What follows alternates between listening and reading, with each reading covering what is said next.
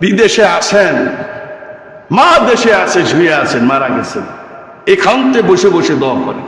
ফজরের নামাজ পড়ে আপনি দোয়া শুরু করে দেন, 3 বার সূরাতুল ফাতিহা নিজেই পড়েন।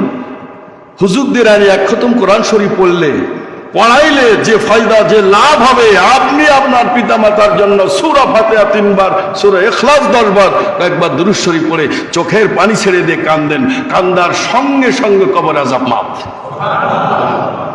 এত আন্তরিকতা, এত ভালোবাসা, এত চোখের পানি আপনার বাপের জন্য আমার পড়বে না, আমার বাপের জন্য, মায়ের জন্য আমার যেরকম মায়া আর দরদ লাগবে, চোখে পানি আসবে, এরকম আরেকজনের পিতা মাতার জন্য দোয়া করলে তা আসে না। কথা ঠিক না বেঠিক? নিজের কাজ নিজে করতে হবে। প্রতি শুক্রবার মৃত পিতা মাতার জন্য আমরা দোয়া করব। রাজি আছেন ইনশাআল্লাহ? যে যতটুক জানেন, সূরা ফাতিহা তো সবাই জানে, সূরা ইখলাস সবাই জানে, 3 বার 10 বার পড়বেন। এরপরে কয়েকবার দুরূদ শরীফ পড়ে সব রিসানি করবেন, পিতা মাতার কবরে চলে যাবেন। আর একটা টান দিবেন, আল্লাহর কোরআনের শিখানো টান। আল্লাহ দোয়া শিক্ষা দিয়েছেন, নবী হে আমার বান্দাদের শুধু আপনি বলে দিয়েন তারা যেন তাদের পিতা মাতার জন্য এই দোয়া করে। এই দোয়া যখন করবে কোনো সন্তান, আমি আল্লাহ খুশি হয়ে এই দোয়া শেষ করার আগেই আমি তার পিতা মাতার কবরে আযাব মাফ করে দিই। কারণ আমার চাইতে দয়ালু আর কেউ নাই, আল্লাহর চাইতে দয়ালু কেউ আছে? সকলের দয়া যেখানে শেষ, আল্লাহর দয়া সেখানে শুরু।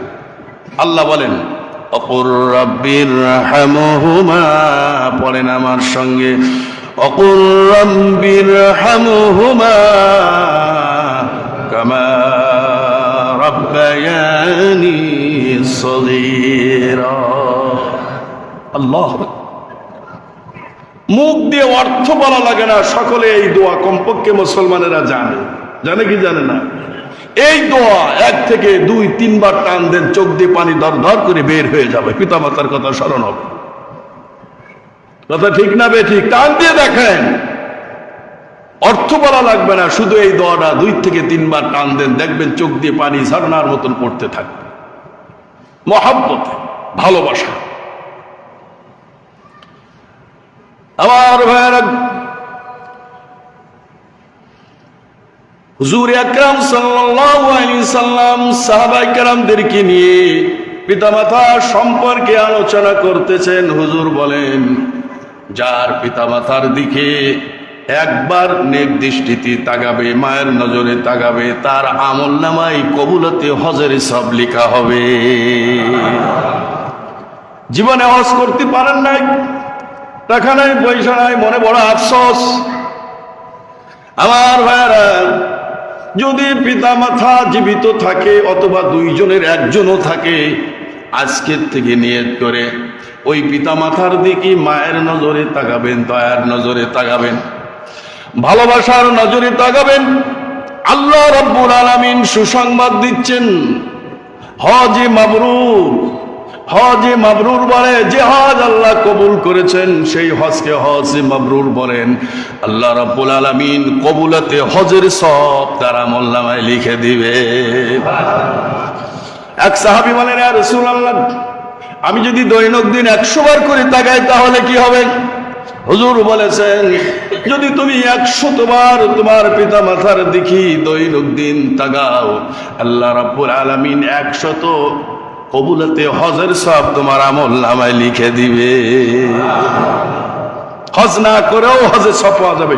হজ করে তো গেল, হাজির হজ নাও হতে পারে, কবুল নাও হতে পারে। হজ করে মক্কা থেকে চলে আসলো, হজ কবুল নাও হতে পারে। কিন্তু আমি বাড়ি বসে বসে হজ করব, কবুলতের হজ। তাই বলে যার উপরে হজ ফরজ, সে কিন্তু এই আমল করবেন, কিন্তু তাকে হজ করতেই হবে। হজ একটা ইসলামের রকম, ফরজ করতে হবে। এই হজ করার পরে এই হজ কবুল হয়েছে কিনা আপনি জানেন না। কিন্তু যদি আপনি আপনার পিতামাতা জীবিত থাকে, দুইজনের একজন বা দুজন, তাদের দিকে মায়ের নজরে, মহব্বতের নজরে তাকাবেন, প্রতিটি চাউনির সঙ্গে সঙ্গে কবুলাতে হাজারে সব আমল নামায় লেখা হবে।